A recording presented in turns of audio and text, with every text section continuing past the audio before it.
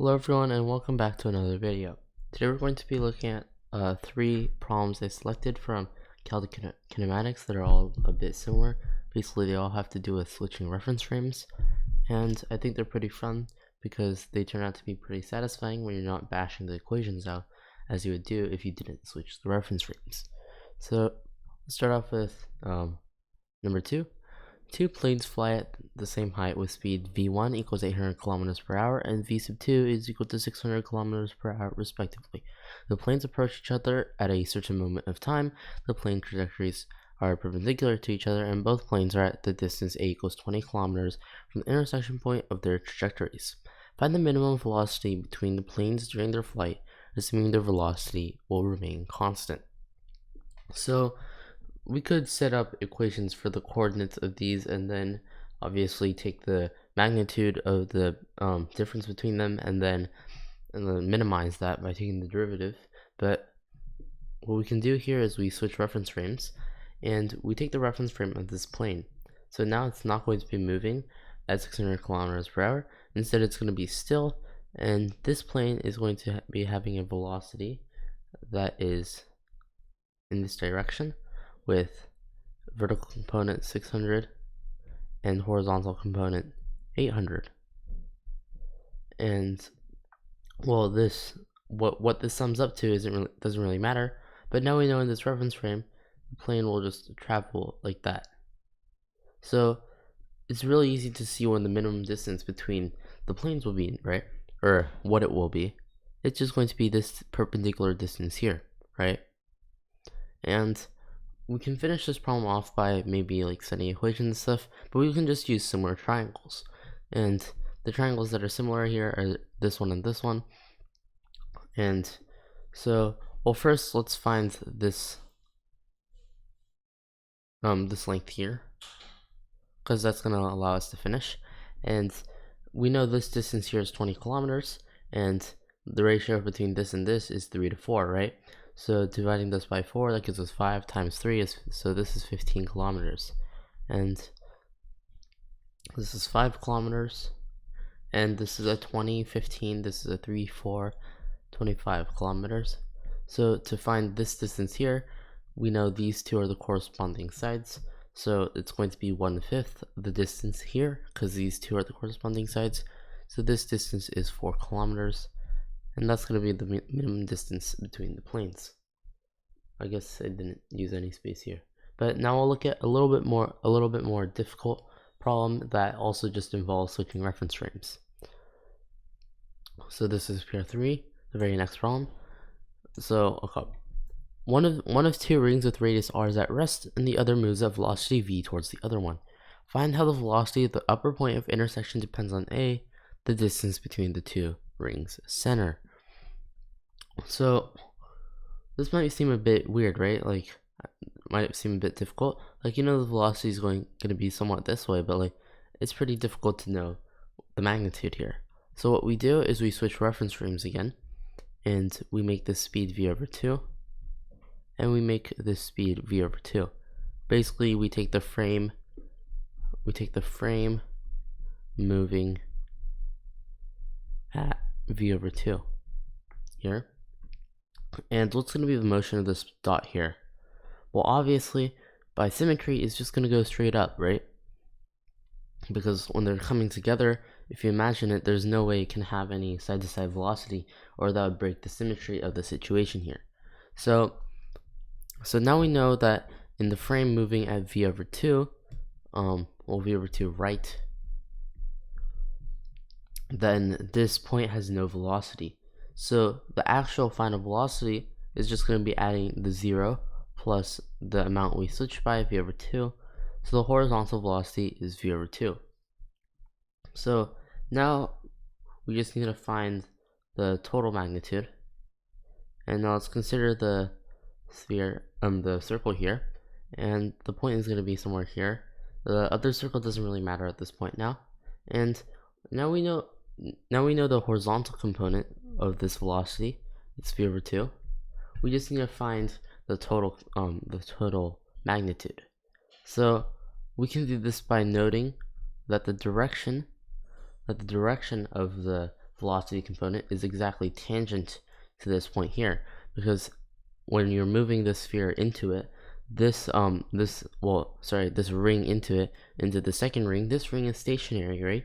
So the velocity can only move this way, which would mean a tangential velocity. So we just need to find this angle or this angle here, and that'll give us the final answer, because we can just apply trig. And to get that component here, we can use this triangle here, which is basically this triangle right here. And we can kind of see that these two angles would be equal, and it's not hard to angle chase that, because, well, you can just draw this line here, and then this angle and this angle are equal, and that means this and this are equal.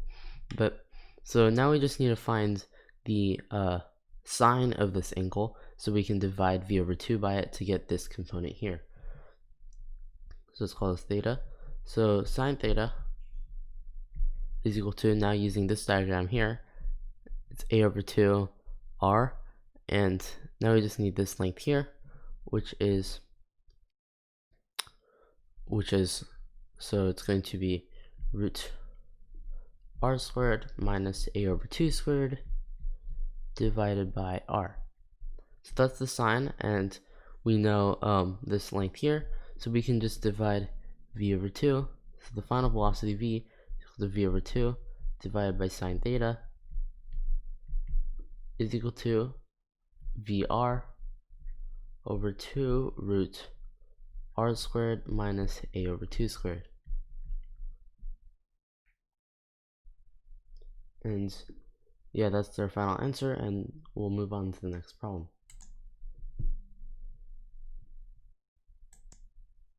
Okay, so now for the next problem, it's going to be a really similar setup to this one, but it's going to involve rotation.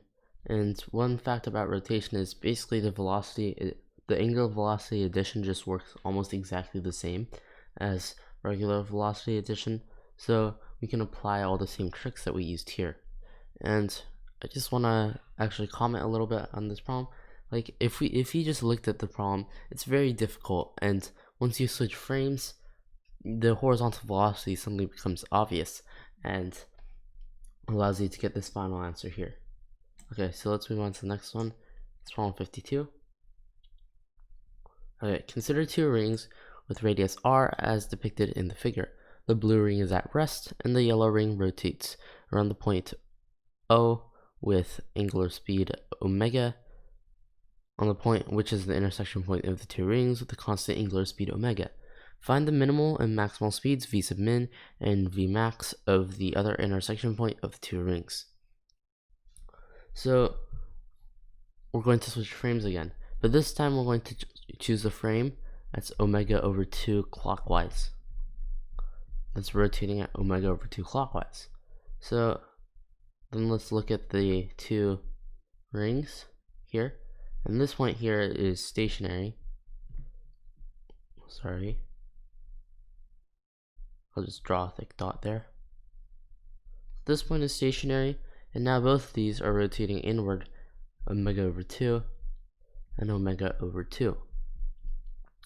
So it's pretty clear that if you consider the motion of this like crunching in, I guess, then the only velocity is going to have a vertical component again.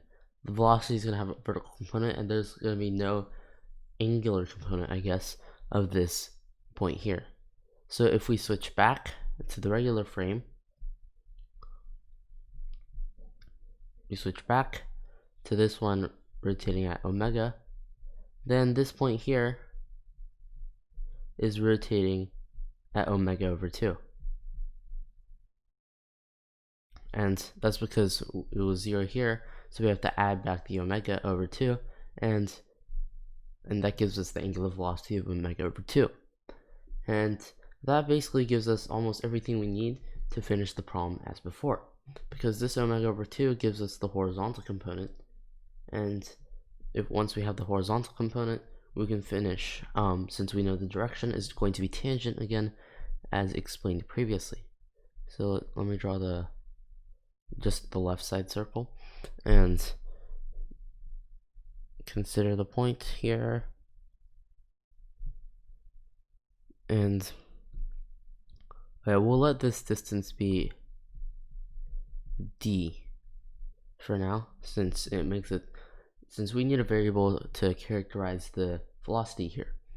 So the horizontal component of this velocity, this component, is omega d over 2, because you're just going to multiply the radius by the angular velocity. And to get the final component, we just need sine theta, as mentioned previously. So this is theta and this is theta. So to get sine theta, sorry, my space was really bad in this problem. Sine theta in this case is going to be d over 2 divided by this length here, which is r. So the final velocity is v sub x divided by sine theta, which is equal to just omega r. So the minimum and maximum velocities of the intersection point of the two rings is just omega r, equals v min equals v max. And that's going to be it for today's pretty short video. I hope you enjoyed these kinematic problems. I enjoyed them because they're pretty simple, don't involve that much math, but just involve switching reference frames. And this is kind of what I consider to be what differentiates physics from math, right? Because in math, even if you just have like two moving objects, everybody's just setting equations at your competitions and stuff. But in physics, we switch reference frames, and that minimizes the computation. And thanks for watching.